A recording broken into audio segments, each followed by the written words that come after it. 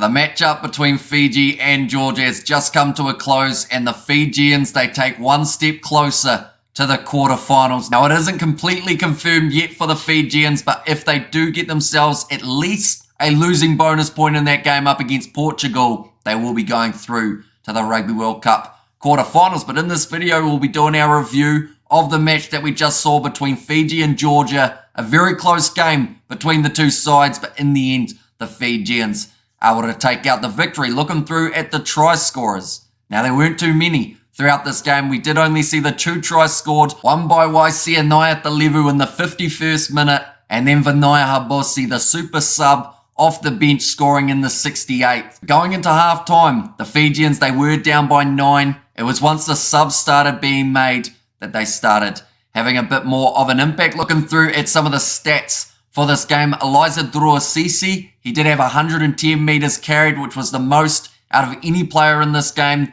Ninashvili, he had the most offloads with the 3, and he actually had a very solid game out on that left wing. I mentioned about how I thought they put him out there to give him more opportunity to be able to attack, and that is exactly what he did in this game. Almost scored himself a try, and that was the thing with Georgia. There were multiple times that they were so close, yet so far away from scoring, whether that was a disallowed try that they had for a forward pass, or also just making mistakes a few meters from the Fijian try line. Most carries over the gain line in this game was Waisia Naiatalevu, who I believe also received man of the match. Some statistics when it comes to the overall side. Georgia managed to beat 25 defenders compared to Fiji only beating the 17, which is still a reasonable number in a regular game, but it's not too often we see Fiji beating less defenders than their counterparts, and I think that was down to the way that Georgia played. They were aggressive, they were strong in the breakdowns, and they were really challenging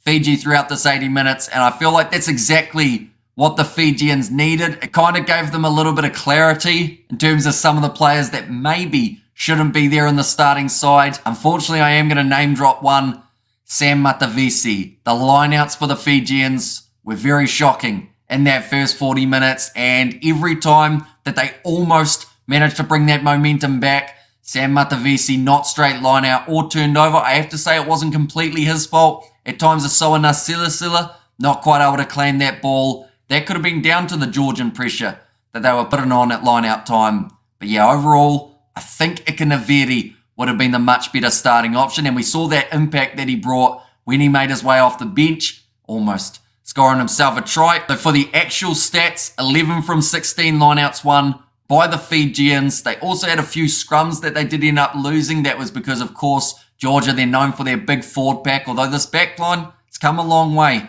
in the last 12 months or so. But the problem I still find for Georgia is they just aren't able to score enough tries in the big matches. We saw it in their game up against Portugal. If they had been a little bit more clinical, perhaps could have walked away with a victory. In their game up against the Australians, only managing to score themselves 2. And then some of their games prior to that, getting those early points from the 3s, but not able to convert it into points. They're 12 points in this contest from 4 penalties, all kicked from Ninashvili. But looking at the tackling in this game, the Georgians, they were busy on defense, making 199 tackles, 17 tackles missed, so not too bad. 82% tackle completion. And then for the Fijians, 109 tackles made, missing the 25, so a 73% success for the Fijians. In terms of players who stepped up, there were moments throughout this game that we saw a lot of Waisia Naiatalevu. There were other moments in the game that the ball wasn't quite able to go out to him. Luke Tangi, I thought, was tremendous at tight head prop. Yes, the scrum penalties maybe dampened that a little bit, but his running game,